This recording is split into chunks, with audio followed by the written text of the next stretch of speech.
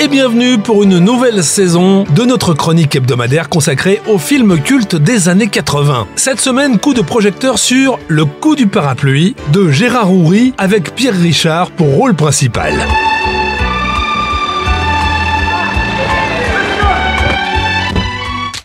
Bienvenue dans la famille. Permis de conduire, vignette, assurance, carte grise. Je t'emmerde. Je suis blanchisseuse de formation. J'ai mon CAP. Ordure. Regarde.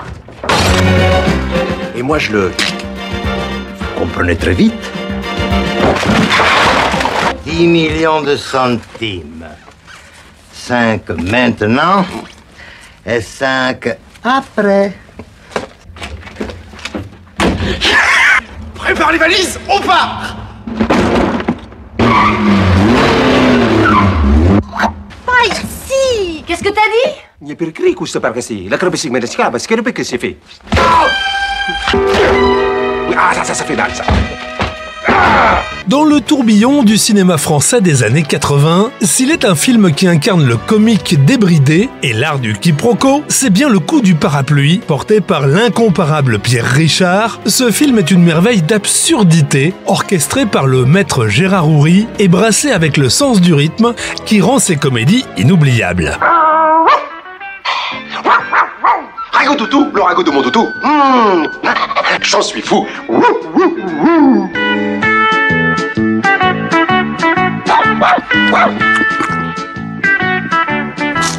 Ragout toutou, le ragout de mon toutou. Rago toutou. J'en suis fou, ragout toutou. Qu'est-ce que ce cabot de troisième ordre? Je ne parle pas du chien, qui lui est excellent.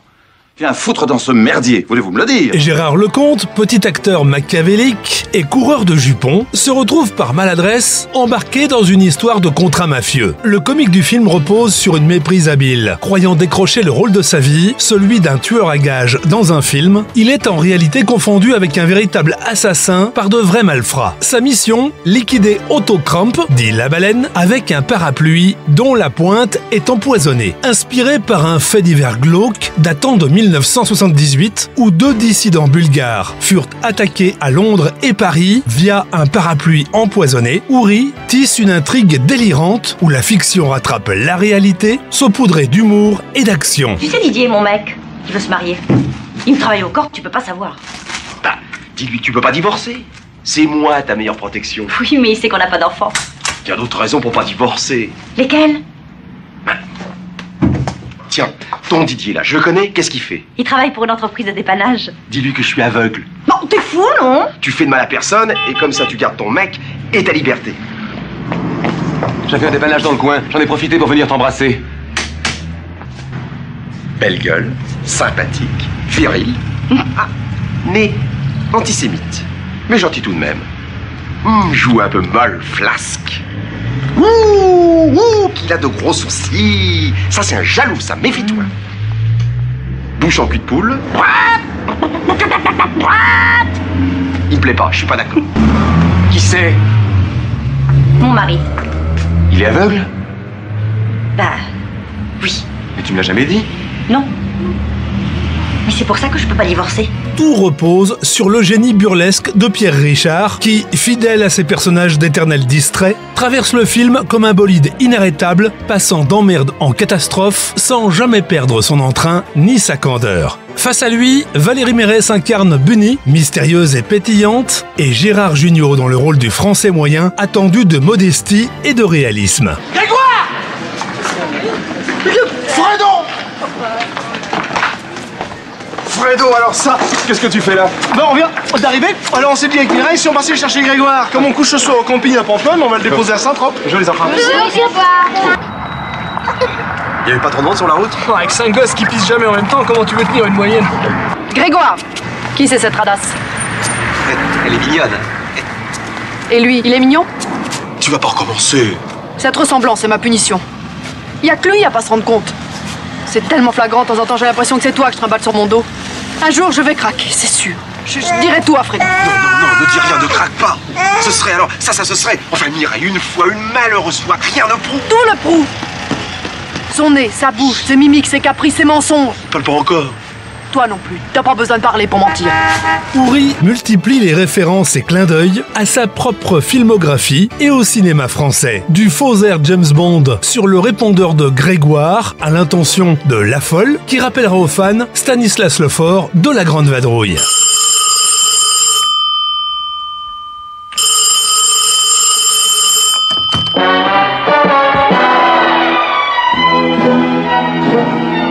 Ici Grégoire Lecomte, artiste dramatique et de variété. Eh bien non, je ne suis pas là. Je suis en train de tourner avec Roger Moore, bien sûr, le nouveau James Bond. Vous n'aurez d'ailleurs pas plus de chance de m'avoir le soir, puisque je répète au TEM, Théâtre Expérimental de Maubeuge, une pièce de Shakespeare, Hamlet. Hamlet, c'est moi. To be or not to be, être ou ne pas être libre, là est la question pour un acteur très demandé comme moi. Merci. En tout cas, si vous vouliez me faire une proposition, vous pouvez toujours tenter votre chance en essayant de joindre mon impresario Frédéric Jacquelin, 256 12 12 à Paris, ou bien son bureau d'Hollywood, 256 12 12. Et oui, Hollywood, puisqu'en dehors de moi, il s'occupe également de Woody Allen, Dustin Hoffman et Marlon Brando. De toute façon, laissez-moi un message, à vous de parler. Allô, ici la plomberie L'aîné. Dites, ça fait 6 mois qu'on attend d'être payé, alors la facture, si elle n'est pas réglée d'ici 48 heures, nous on vous colle un huissier au cul. Compris ? Si le coup du parapluie n'égale peut-être pas les grandes réussites comiques d'Ouri, initiées dans les années 60-70, il demeure un divertissement généreux, rythmé et plein de trouvailles scénaristiques. Depuis, le film a ravi des générations avec de multiples diffusions télé et son mélange d'action, de farce et de satire fait encore mouche aujourd'hui. En résumé, le coup du parapluie, c'est un concentré de folie douce, un Pierre Richard au sommet du comique physique et une Madeleine pour tous ceux qui ont grandi dans les éclats de rire du cinéma populaire et inventif des années 80. C'est tout pour aujourd'hui, je vous donne rendez-vous mercredi prochain pour aller à la rencontre ou redécouvrir un autre film culte des années 80.